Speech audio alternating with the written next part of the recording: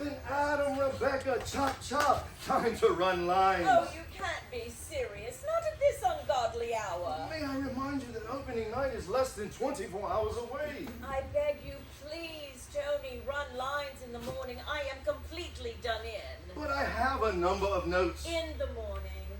Fair enough. We'll get a fresh start at the crack of dawn. Care for a nightcap? No, thank you. A cup of tea, I think. Mind if I have a tiny toddy I could do with a drink after the night's so-called run-through? And what is that supposed to mean? You must admit it was a bit ragged. I dropped one line. Only one? Oh, and what about you? You were calling for lines the entire night. Feed me, feed me. You were like a trained seal begging for fish. I'll be letter perfect tomorrow night, I assure you. Well, I'm just too tired to bicker. Anyway, you know what they say. Bad dress rehearsal, good opening night. Then we're bound to be a hit. Oh.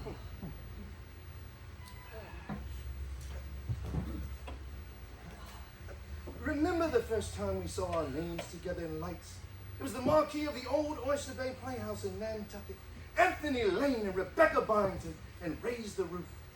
What a revelation you were on opening night. Never seen you more radiant and alive. I think that's the night I fell in love with you. Tony, don't. We didn't need a follow spotter for nails that night. Not with you lighting up the stage. Tony, please. Shall I tell your fortune? I'm very good at telling fortunes, you know. You see this line in your pretty palm? It's called the part line. Do you know what it tells me? It tells me one day you and I will regret this. Don't think I don't know what you're up to. What do you mean? A very good performance, Tony, but I'm afraid it won't work. My mind is made up. Let us look to the future. Your future and my future. And the future starts the moment you sign those papers.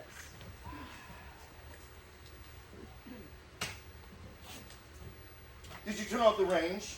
Did you wiggle the knob? Yes, I wiggled the knob. I always wiggled the knob. Yes. I didn't see you wiggle the Well, knob. nonetheless, I wiggled the knob. We knew you wouldn't get someone to fix that old thing. What do you mean, old thing? I bought that rains the summer we opened the theater. That was 1947, for heaven's sakes, over 10 years ago. Do you know the cost of repairing a gas range? All you need to do is wiggle the knob. I don't see why you need to make such a fuss. Are you going to sign the papers or not? Ah, yes, the papers. I must admit you picked a fine time to file for divorce. What with us opening a new show? Good publicity, though, I suppose. Step right up, ladies and gentlemen. See to it in a starring Anthony Lane and Rebecca Byington together on stage for the very last time. Oh, let's not get into this tonight, Tony. All I ask is that you sign the papers so we can get on with our lives. Are you sure, Rebecca? Are you sure? This is what you want. I know it sounds cold and unfeeling, but we've grown stale together, both on stage and off. We had a good run. Broadway, summer stock, and here in the Poconos in our own little theater. But once we open the show in New York, I want a clean start professionally and, I admit, personally too. By personally, I take it you mean your special friend? Oh, let's not get into that tonight. Tell me, how is Mr. Peppermill? Pepperdine. You know damn well his name is Reggie Pepperdine. A word of advice, Rebecca. Proceed with caution. I wouldn't want to see your name dragged through the tabloids. You have a very indelicate turn of mind. Why, Becky, my thoughts are as pure as the driven snow. The only thing pure about you is the Bombay gin coursing through your arteries. Go on. Insult me. What's one more cut among 1,000? Oh, admit it. You would love to see me on the front page of the Daily Mirror. Now that you mention it. Oh, that is enough. I can picture the headlines now. I won't Rebecca stand Byington caught in Pocono Love Nest. Don't Caught in Pocono Love Nest with Chorus Boy. Not another word. 2 words then. Chorus Boy. Oh, Reggie Pepperdine is not a chorus boy. No, then what was he doing in the chorus of the Music Man? Did he wander up the streets dancing to the music trombones? It was a job. It paid the rent. And I am proud. Yes, I am proud that I can help a fellow artist such as Reggie Pepperdine fulfill his promise. You snatched him out of River City like a vulture snaring a rabbit. I know talent when I see it. Talent. Yes, talent.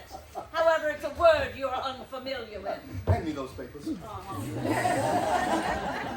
Don't let me keep you from your talented chorus boy. Oh, stop calling him a chorus boy. Step, kick, shovel, and turn. Shut up. Run over for a peppercorn. That it should happen to me, Anthony Lane. A Hamlet for the ages. You mean an aged ham, don't you? Mark me, but never mark my Hamlet. I have the notices here somewhere. Look at you. You are green with jealousy. Me? Jealous? I'm a third-rate hooper. You know how much I despise musicals. I wish you all the happiness in the world with your so-called protege. You know, Henry again, I'll sign the damn papers. Protege? Shall we talk about proteges? Let's talk about Hazel Hula Kelly. Are you perchance referring to Anastasia Petrov? One of the finest actresses in the English-speaking theater? She was Hula Kelly when you took up with her. I don't care for your tone, Rebecca. I have you know there was nothing untoward about my relationship with Hula. Oh! I mean Anastasia. I too know talent when I see it. She was born to play Chekhov. She was born to play Minsky's where you found her. I tell you that woman's another Bernhardt. Oh, when did Sarah Bernhardt bump and grind in a grass skirt? If you do not sign those papers, I swear I will board the next plane to Nevada and have our marriage renovated. One way or another, I will be free of you. Do you hear? Free! Free to pick up with a pepper gun. Oh, I can't stand it! All right, you win. Hand me a pen. There! Now sign. A fountain pen. Oh no, a mere fountain pen won't do. This document demands something far greater. My quill pen. No, my goose quill Oh, pen. heaven help us. The very pen George Farquhar used to write the bow stratagem. I knew I'd find a good use for it. Why does he torture me so? Why? Rebecca! Reggie, where the hell did you come from? Oh, I thought I'd surprise you. Oh, you've got to get out of here right now. I've got great news. I said get out. I landed a role in Do Re Mi. What? Do Re Mi, a new musical starring Bill Silvers. And of course, I couldn't wait to tell you so. I really can't in my hand. Now get out of here. Is it a bad time? I telephoned earlier, but Tony answered. What's he doing here anyway? What is he doing here? He is my husband, you idiot. We're in rehearsal. Oh, I've been rehearsing too. Look, I finally got it down. Shuffle off the buffalo. Are you out of your mind? Have you gone mad? They told me to work on my shuffle. Don't you understand? Tony will be back any minute. Tony, where? Where is he? Get out of here and go back to New York right now. No, I am done hiding. I'm sorry, Rebecca, but a man's got to do what a man's got to do. Oh, and what are you going to do? Challenge him to a tap dance? Divorce. You'll have your wretched divorce. Oh, damn, it's Tony! Get out of here right now. Shuffle off the buffalo. Oh, my heart's pounding, my head's spinning, I'm hyperventilating. Oh! Damn pen, Rebecca. Where have you hidden it? That pen is an antique. Get out of here quickly. Oh, hurry up and open the door. I can't. What do you mean you can't? I can't open the door. Wiggle the knob, did you? Wiggle the knob. Ah! What did I say? Aha! I found it. My feather pen. I was going to tickle my Quick! death. Inside! Get in there! Get back But inside! it's dark in here. Stay in there, and whatever you do, don't open the door! Produce the offending papers. You're going to sign them with that! King John's under Magna Carta would have been such as this. Our divorce papers require no less. Where are you going to get the ink? Ink? Yes, ink. Don't you need to dip that thing in ink? Dip it in ink. I'll dip it in my own blood. Don't make me laugh. You can't even nick yourself shaving without fainting. Oh, no? No! What? Where's my knife? Oh, this I've got to see. I'll draw my own blood and use the same knife on Richie! His name is Reggie! That's a prop knife. Blast! Where's my sword? The one I used as Richard III. Oh my God, he's going to run me through. Oh, back in time! And remember, whatever you do, don't open the door! Divorce! Divorce! My kingdom! For a divorce! You are insufferable! Hand me those papers. I'm sure you and Peverty will have a happy life together. You could tour the nation playing all the great couples in dramatic literature. Romeo and Juliet, Roxanne and Cyrano, Abbott and Costello. Sign the damn papers! Oh, I'll sign them. I'll sign them all right. I'll sign them with relish and pepper.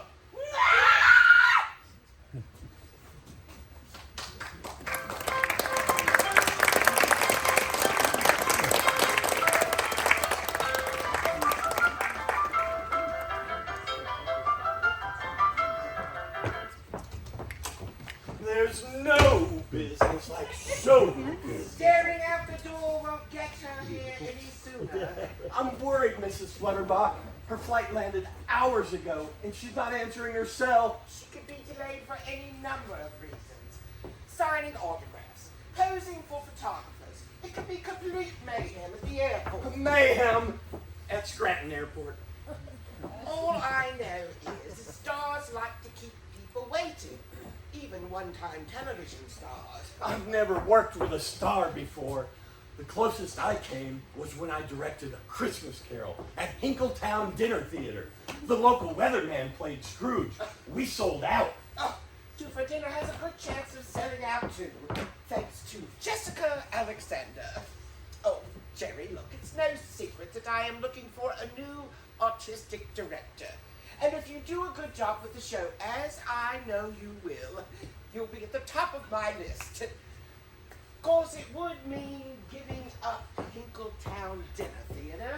I could go without dinner. Oh, good.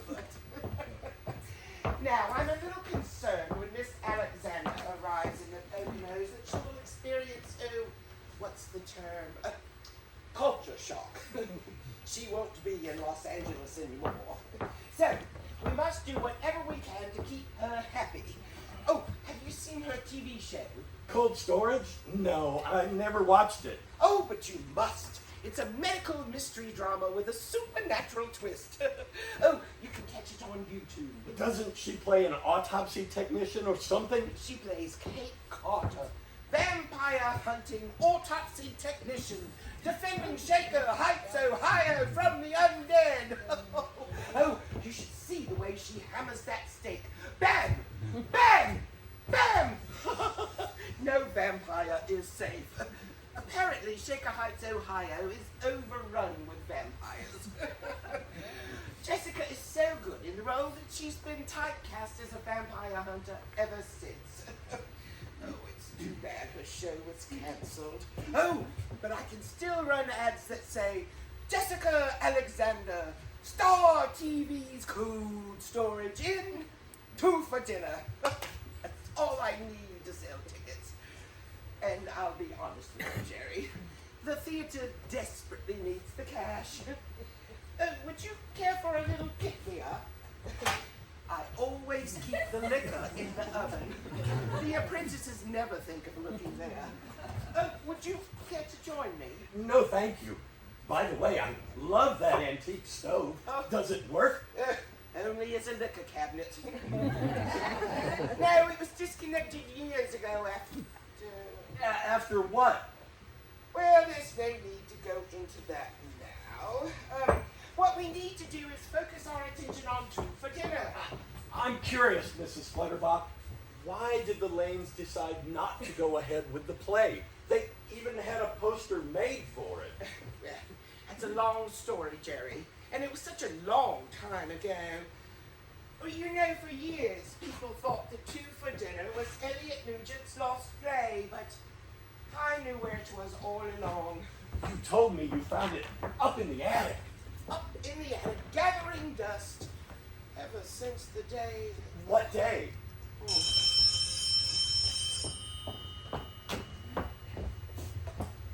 Good evening, Apple Grove Playhouse. No, this is Mrs. Fluffernutter. Miss Flutterbok, not Fluffernutter. Oh, yes. I'm sorry. You'll have to speak up. I can't hear you. No, dear. It's Flutterbok. Flutter as in butterfly. Bach as in Johann Sebastian. Hello? Hello? That's the third call like that this evening. Could someone call for a leading man? Roger Darling, Jerry old sport. allow me to introduce Mrs. Flutterbok, the executive producer. Welcome to the Apple Grove Playhouse, Mr. I Darling. am thrilled to be here. Please, Mrs. Flutterbok, call me Roger. Call me Mrs. Flutterbok. Oh, a dozen long-stemmed roses. Oh, well, you shouldn't have. Oh, I didn't. They're for Jessica Alexander. Don't forget to reimburse me $29.99. She's going to love them. Ah, the green room. The theater's in her Saint. Just look at these photos. Anthony Lane and Rebecca Byington and Merritt go around. Ah, and here they are light up the sky. And it is delight. Oh, I love summer stock. When I came up that drive just now and I saw that red silo rising to the sky, I admit, I trembled. I said to myself, this is the summer stock of old, a playhouse built in a barn. Something tells me this used to be the milking parlor. Anyway, imagine the stories this room could tell. How many actors traded gossip? How many dairy cows chewed their cud? Roger, this may sound silly, but, would you say it? You need a line for my commercial? You can't imagine how often I get requests. Ah, Alpine Aftershave. Cool as the Colorado Rockies. Well, Jerry said you'd be perfect for the role of Nigel Post, and, oh, I can see he was right. You're too kind, Mrs. Flutterbok. So, when do I have the pleasure of meeting my leading lady? She'll be here any minute. If you gentlemen will excuse me, I really should freshen up before Miss Alexander arrives. So good to have you on board, Roger. I can't wait to see what you do with the role. Oh, indeed. I can't wait to see what you do. Did you hear what she said? What did she say? She doesn't think I'm right for the part.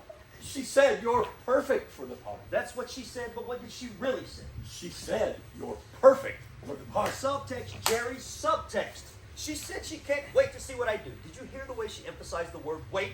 As if she couldn't wait to see me fall flat on my face? You're sabotaging yourself again, Roger. Why do you always sabotage yourself? I don't know. At first, I'm thrilled to get a job. It's like hitting the lottery. But then it happens. My mind is flooded with dark thoughts. And I think, I can't do it. I don't know how to act. Roger, calm down.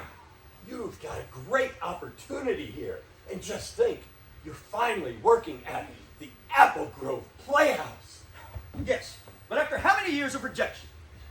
Don't think for a moment that I forgot. I'm like an elephant. I never forget. There you go again. More negative thinking. Have you anything to drink? I'm parched. You're not drinking that bottle of water. It's just a bottle of water. That's not just a bottle of water. That's Jessica Alexander's water. You mean this particular bottle? But that bottle and every other bottle, Mrs. Flutterbok bought it exclusively for her. That's the only kind of water Jessica drinks. What kind of water is it? Pulo Vici. Say what? Pulo Vici, naturally carbonated mineral water from the mountains of Finland. I didn't know the Finns were famous for their mineral water. Ice skates maybe, but hey, bananas.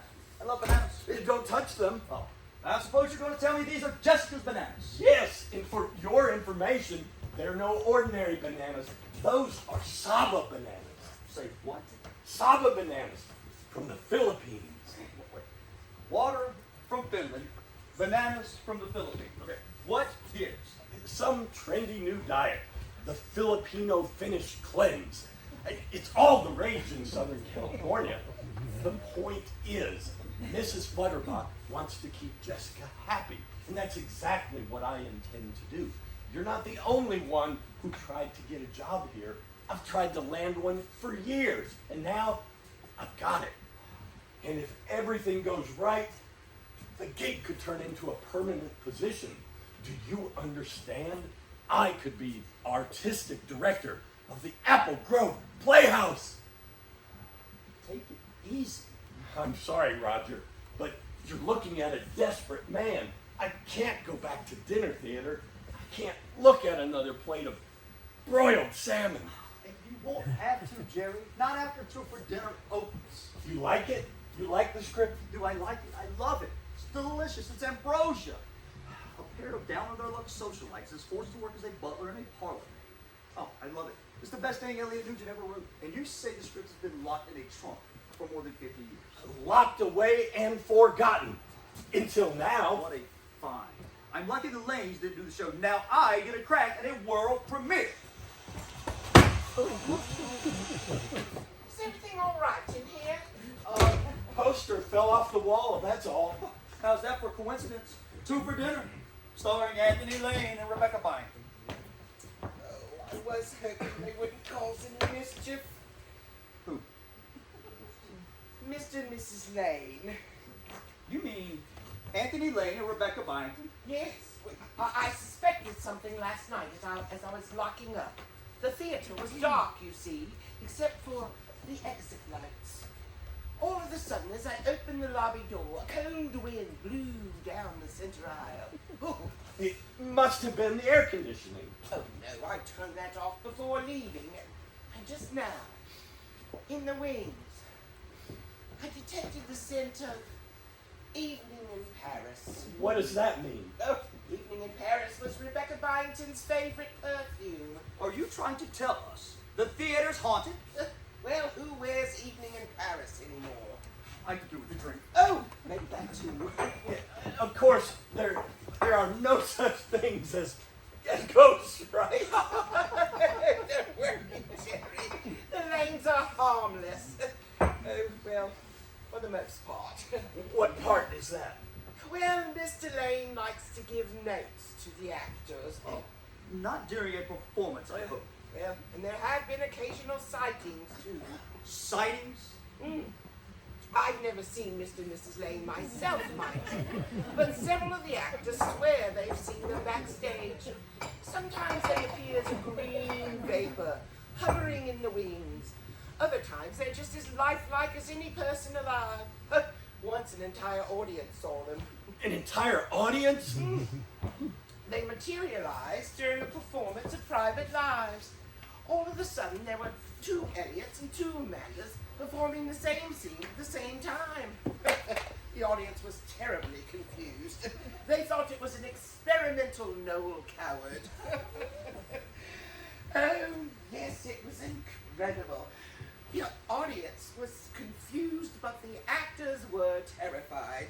The actor playing Amanda is still heavily medicated.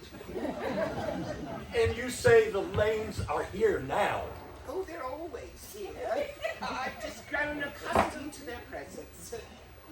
Well, I hope I don't run into them. The last thing I need is another actor giving me notes. Directors are bad enough. Oh, I don't know. I'd love to meet Rebecca Byington. Hey, Rebecca, if you can hear me, what about doing lunch? Be careful what you wish for, Jerry. Oh, what the Everyone, devil? calm down. A branch probably just fell on a power line. Everyone stay put while I fetch a flashlight. Oh, I can't move. I'm scared stiff. Pretend it's a scene in a play, Roger.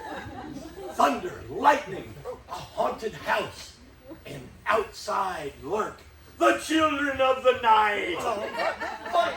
Jerry, not funny. Oh, okay, here we are. Everyone present and accounted for.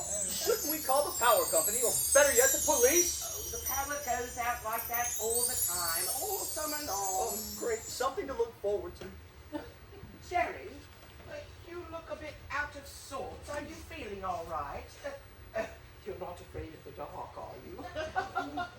What did you mean when you said I should be careful what I wish for? Oh, well, I mean, after all, it happened in this very room. What happened? Well, we'll never know for certain, but apparently Anthony and Rebecca came down here to the green room after the final dress rehearsal of Two for Dinner. They were found together the next morning on that very sofa. You mean? Yes, dead. Oh, don't worry, the sofa's been cleaned. Oh, and that is the reason that Two for Dinner never opened. Oh, Variety reported morning that the two of them were found together on the sofa, with their hands wrapped around each other's neck, as if pulling each other closer for one last kiss. No, the love story of Anthony Lane and Rebecca Byington was one for the ages. Was ever there a story more woe than that of Juliet and her Romeo? Did you hear that? Hear what? Laughter. It sounded like a woman. Stop horsing around, Jerry. Mrs. Flutterbok's telling a story. I hesitate to ask, but the suspense is killing me. What happened? Oh, the gas range. The gas range. You mean that old thing? Oh, yes. Investigators determined it had a faulty line, you see. In order to turn off the gas, you had to, wiggle the knob. Apparently, either Anthony or Rebecca neglected to wiggle the knob. The poor dears never suspected a thing, never detected an odor. Oh, the additive had degraded, you see, and so I'm afraid it was curtains for Mr. and Mrs. Lane. Where the hell is Jerry Valentine? Miss Alexander! You bum! Oh, what? You louse! What did I do? Let's start with what you didn't do. What didn't I do? The limo! The limo. You didn't like the limo? Wrong color, wrong model. Try the limo never showed up. Never showed up. That's it. I'll never use Stratton limousine again. Good, because I landed in Newark. Newark. I went to rent a limo from Newark to Mount Pocono. The limo ride from hell. The driver was from Karachi. He must have stepped off the plane just ahead of me because he couldn't have been in the country for more than 20 minutes. He had no idea where he was going. And I kept calling this number, and all I got was someone shouting, "Fluffernutter, Fluffernutter." That was you on the thing. No, dear, it's not Fluffernutter. It's Flutterbok. Flutter as in butterfly. Fluffernutter as in nut. Mrs. Fluffernutter is the executive producer. Then how about producing me a drink? Would that be a cold bottle of Finnish water? What's I bought a case of Pulo Vici from Helsinki. What are you talking about? I need scotch and lots of it. Oh, scotch and water. Oh, a splash of water. Would that be Finnish water? Do you have an obsession with Finland?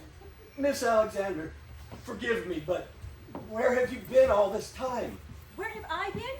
Oh, I'll tell you where I've been. The driver from Karachi dropped me off in the middle of nowhere. I have been wandering around cornfields for the past 2 hours. I was attacked by a couple of crows. On the bright side, I didn't need to drag my luggage along. The airline lost my luggage. Right now, it's halfway to Beijing, along with my script for 2 for dinner. There should be a Chinese production any moment now. And I've had to pee in a pasture. Oh, God, I peed in a pasture. Oh dear, don't worry about it. If it's any consolation, I too have peed in a pasture. Look at my Ferroway ruins. Oh, and my new Ferragamos. I think you look positively stunning, Miss Alexander. Oh, where the hell did you come from? Permit me to introduce myself. My name is Roger, darling. Darling, don't get fresh with me, buddy. No, misunderstand. Darling's my name. Roger Darling. You know, Darling like Wendy Darling in Peter Pan. You're Wendy Darling in Peter Pan. No, I'm Roger Darling in Peter Pan. No.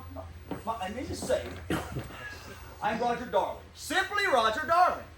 Maybe you recognize me from my commercial? Alpine aftershave. Cool as the Colorado Rocky. Why is he doing that? Why is he slapping himself in the face? Don't you recognize me? I'm the Alpine aftershave man. I have no idea what you're talking about. You said you were Peter Pan.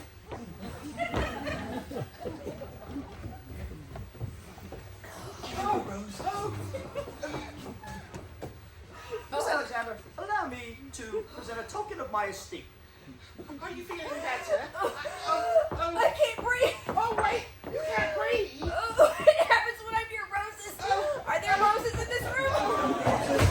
Oh, stop slamming that door. I've got a splitting headache. Oh, would you like an aspirin? What about a banana? What about a banana? Would you like one? For a headache?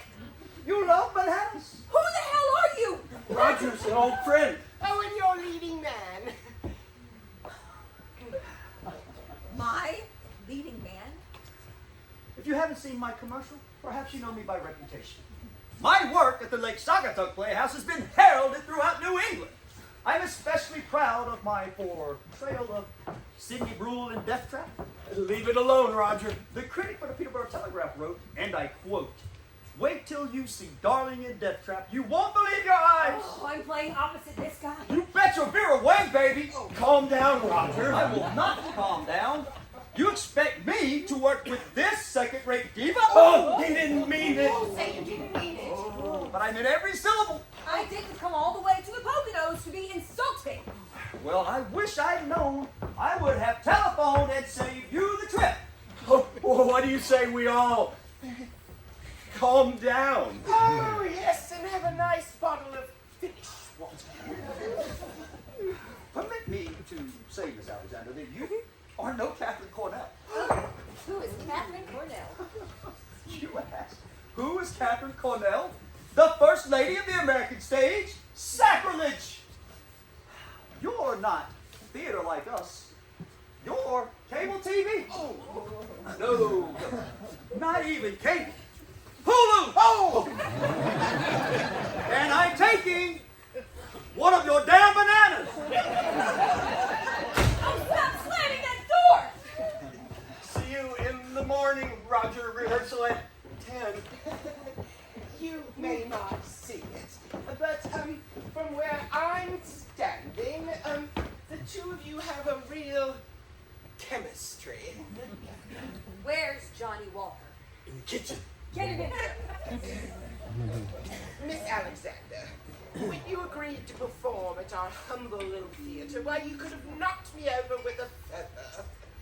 Oh, it's been years since an actor of your caliber has trod the balls of the Apple Grove Playhouse. Oh, in its day, we had a galaxy of stars. Joanne Worley, Soupy Sales, the Smothers Brothers. Oh, yes, it was absolutely magnificent. Oh, but now we can put your photograph on the Apple Grove Playhouse Wall of Fame. Oh, yes, I can think of no other star today with your glamour, your elegance, your style. Oh, right now I smell like manure. And you must be exhausted. Why don't I take you over to the Village Inn? Oh, stay back. You've done enough already. You'll feel much better when you get out of that muddy dress. Oh, you forget. I have no clothes. They're in the People's Republic of China. I'm sure we'll find something for you to wear down at Walmart.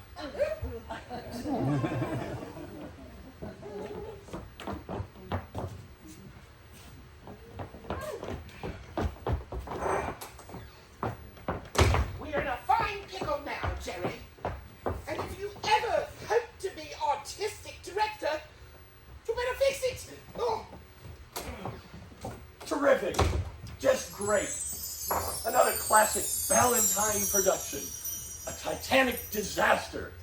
I could fill a chicken coop with the eggs I've laid. Why can't I catch a break? Hey, where did you come from? I didn't know anyone was here. So you can see me. Well, sure I can see you. Wait a minute, you. It was you I saw in the dark. I thought I was imagining things. Who are you anyway? I work here. You might say I've worked here a long time. My name's Jerry Ballantyne. I'm directing Two for Dinner. Or at least I hope I am. And you are? Becky. Nice to meet you, Becky. Wow, you're cold as ice. Are you feeling okay? Oh, just ducky, under the circumstances. I don't think I've ever felt a hand so cold. I take it you never shook hands with David Merritt. Wait a minute. That outfit you're wearing, What about it? it's the perfect costume for Two for Dinner. Well, I'm not surprised. In fact, it's the exact costume we need for Millicent Post. Okay, Ballantyne, no beating around the bush. Why does that woman have my role? I beg your pardon? That very unpleasant woman who just left here moments ago. Why is she playing Millicent Post? Elliot Nugent created the role for me explicitly. You're telling me that Elliot Nugent wrote the part of Millicent Post for you? He wrote Two for Dinner as a vehicle for Tony and me. Oh my God! You're Rebecca Byington. But that's impossible. You're... I think the word you're looking for is dead. Yes, I'm well aware. And is Mr. Lane here too? Oh, I'm sure the dope is lurking around somewhere. He's always roaming around backstage. You see, Tony has not quite accepted his fate. I'm in the Twilight Zone.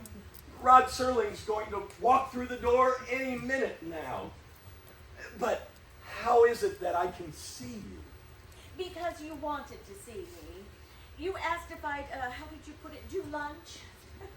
Most people, when they look at me, they act as though they've seen a ghost. Do I frighten you? Yeah, you do. Well, you'll get used to it. Okay, now, back onto, why is that fishwife, what's her name? Jessica Alexander. Yes. Why is she playing the role of Millicent's host?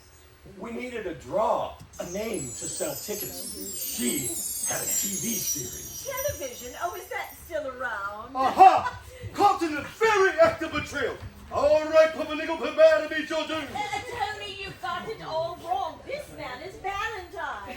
Valentine? Pumpernickel, how many lovers do you have? Mr. Valentine is a director. A director, you say? He's mounting a new production of Two for Dinner. A new production? But we haven't opened the first one. Perhaps you could make him understand? Me? Go on, Valentine, make me understand. Mr. Lane, how can I put it gently? You passed away in 1960. Passed away? Are you mad? For your information, the year is 1960. No, I'm afraid not, Mr. Lane. The year is 2023. Tony, don't you think it odd that we've been trapped in this theater having the same tedious argument over and over for what seems like eternity? Isn't that the definition of marriage?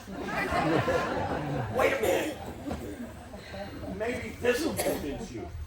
Take a look at the date, Mr. Lane. This proves nothing. I can buy one of these gag periodicals on the boardwalk. Mr. Lane, tell me, what plays are on Broadway?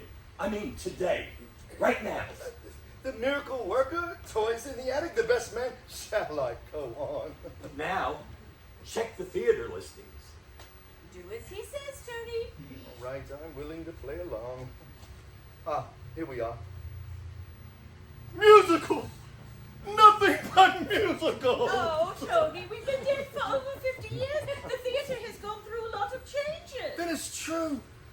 I'm dead. A specter. A ghost, a spirit. But how? And more importantly, how do I look?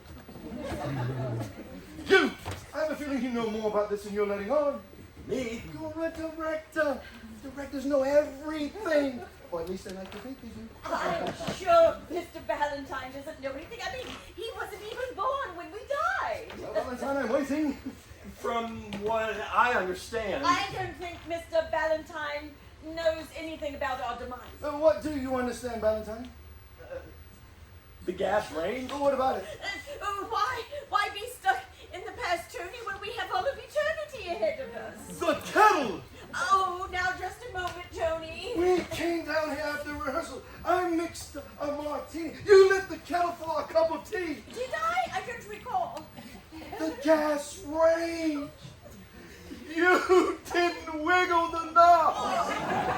I told you 100 times to wiggle the knob. And I told you 1,000 times to get that old thing fixed. You could make a cup of tea without killing us. It was an honest mistake. Haven't you ever made a mistake? Not like that. That was a doozy. Please, Mr. Valentine, help me to cross over to the next world. I can't stand to be in eternity with the likes of him. Well, it's no paradise for me either. Oh, you can. Okay, let's think. We've all read ghost stories and seen movies, right? What's one of the things that keeps a ghost from crossing over to the other side? 9 times out of 10, it's something left undone in life. Can you think of anything like that? Something you left undone. Did we miss cocktail hour? Oh, the divorce! You were getting a divorce? Tony, did you sign the divorce papers before we died? Let me think. Oh, well, did you or didn't you? I don't know. I'm deceased. Have some consideration. Oh, you didn't sign the papers! I'm almost certain I did. Wait a minute. I put the papers right here on the table. Oh, that was over 50 years ago. You keep moving my things. I told you 1,000 times. Stop moving my things. Well, thanks to you, we are trapped here for eternity. Even if I had signed the papers, so what of it? You can't file for divorce when you're dead. Not even in Reno, Nevada. Anyway, the deal is until death do us part, and as you keep reminding me, we're dead as doornails. And yet we've not departed. And I think I know why. Why? You missed opening night. Nonsense. We would never miss an opening. We would rather die first. Which is precisely what you did.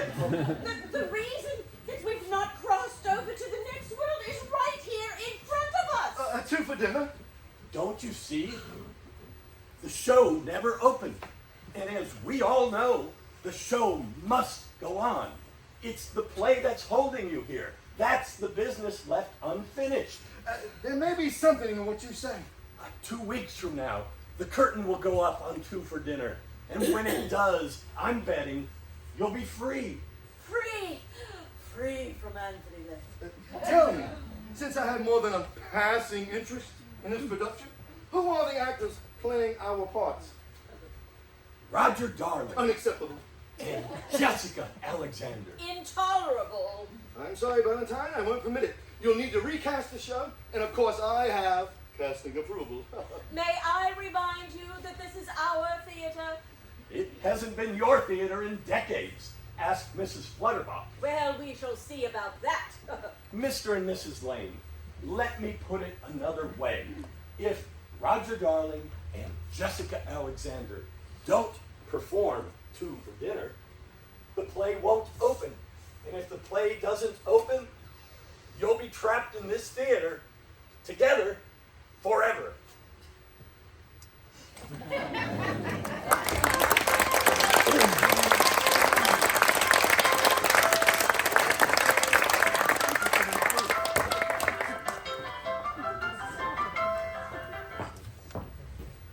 Mr. and Mrs. Lane, can you hear me?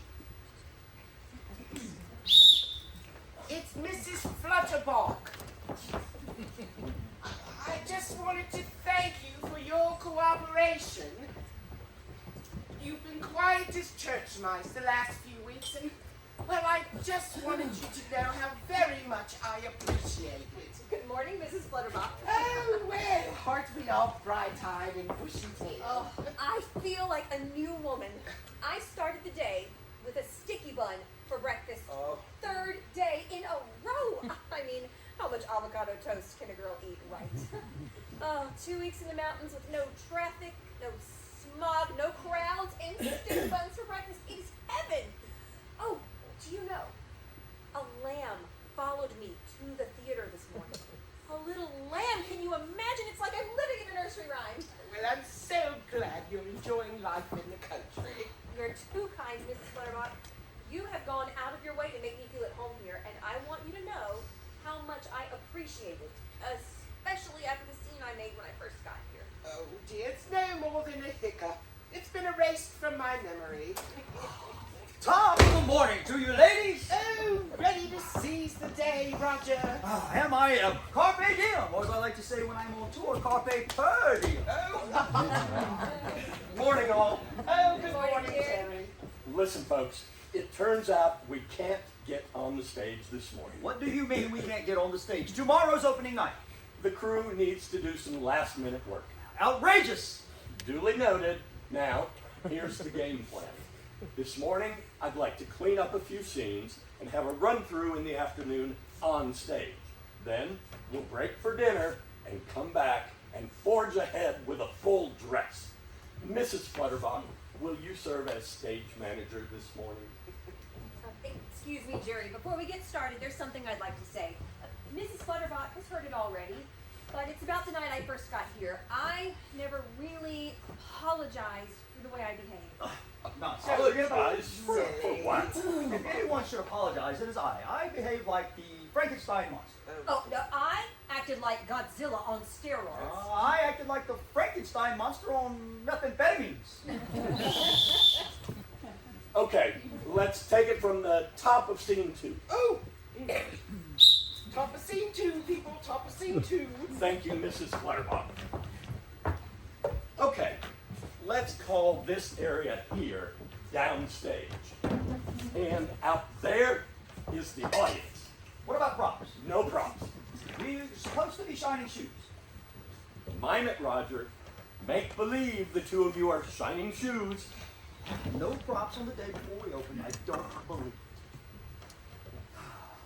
Okay, ready? Stand by. Lights coming up.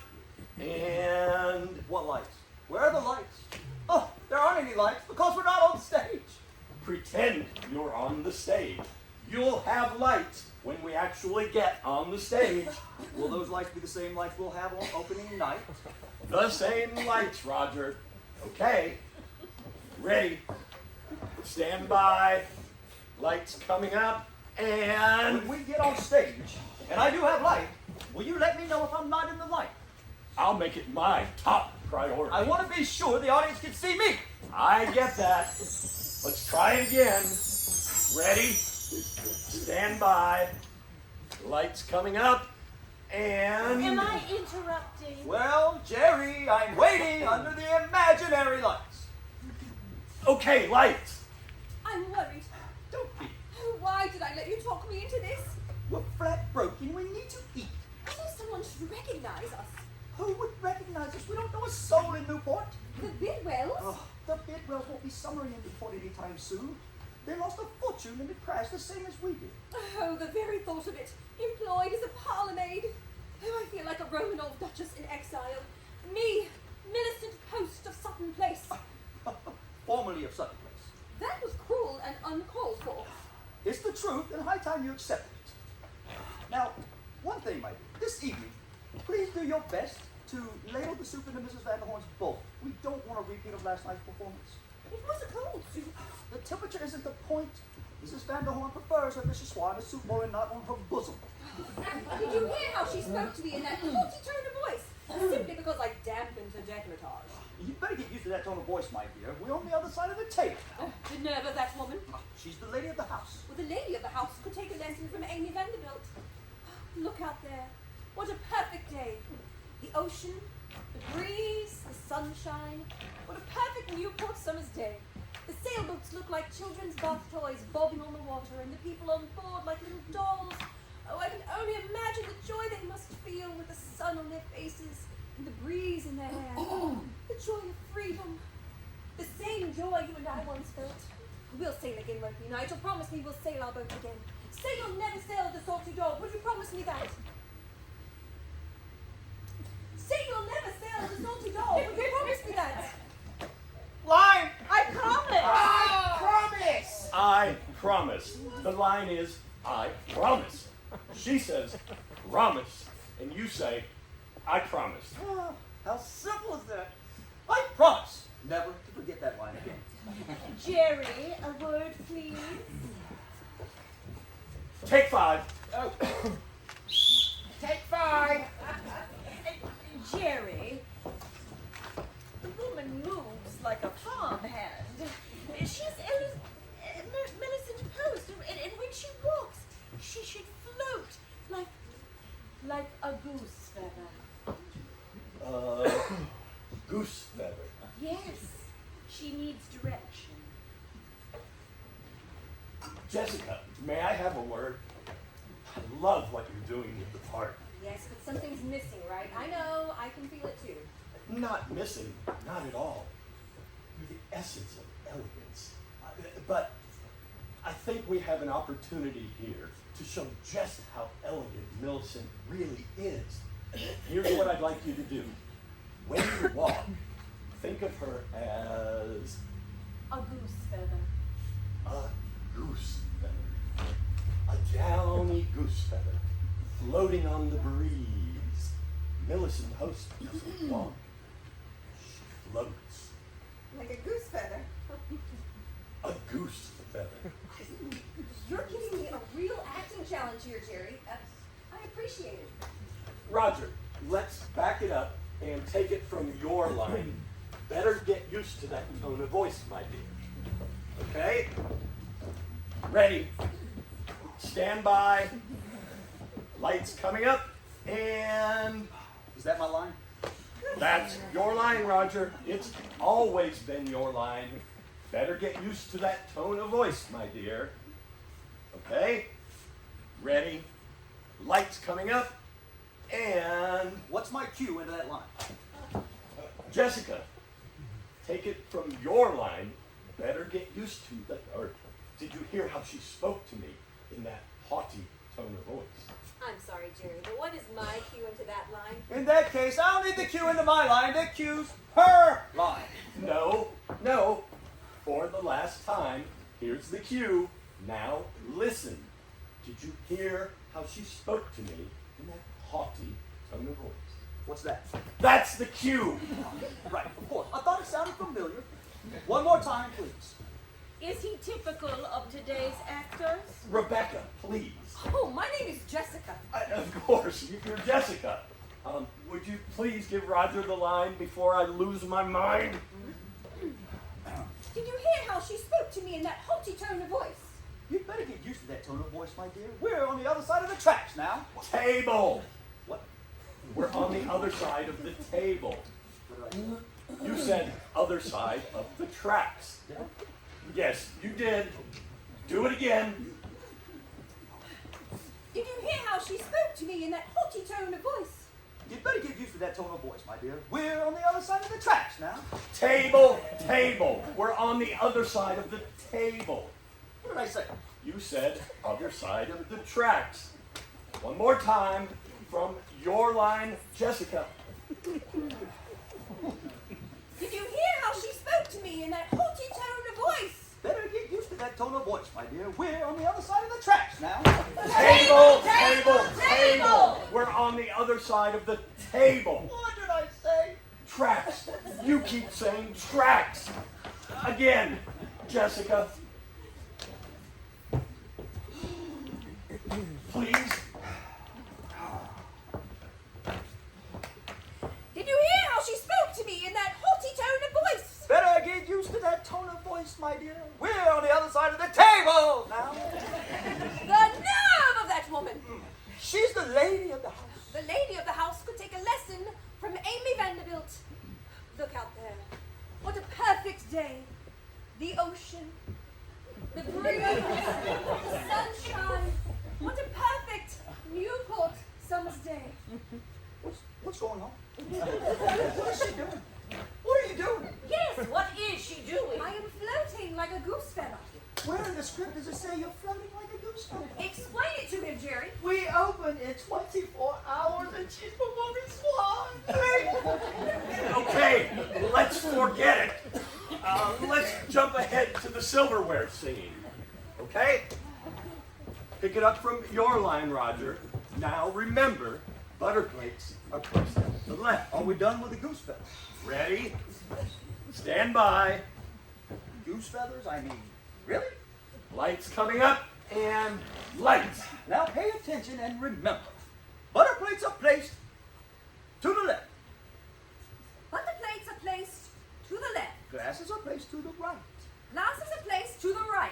Spoons, knives, and oyster forks are placed to the right. Spoons, knives, and oyster forks are placed to the right. Forks of other kinds are placed to the left. Forks of other kinds are placed to the left. Right. Left.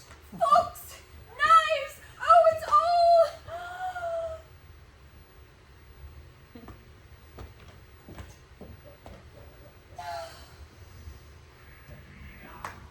It is all too much for a woman such as I. Is that how she's going to deliver the line? The line is written reads, "It's all too much for a woman such as I." That's what I said. No, you didn't.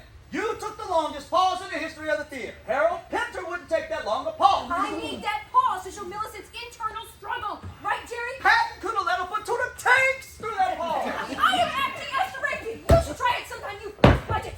Okay, everybody. Take 10.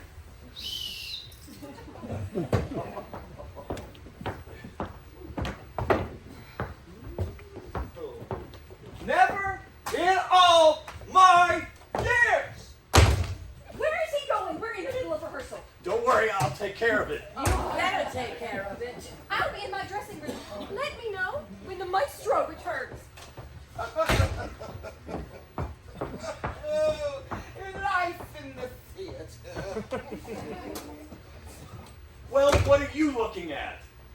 If he sabotages this performance, if the play does not go on as planned, somehow, some way, I will haunt you for the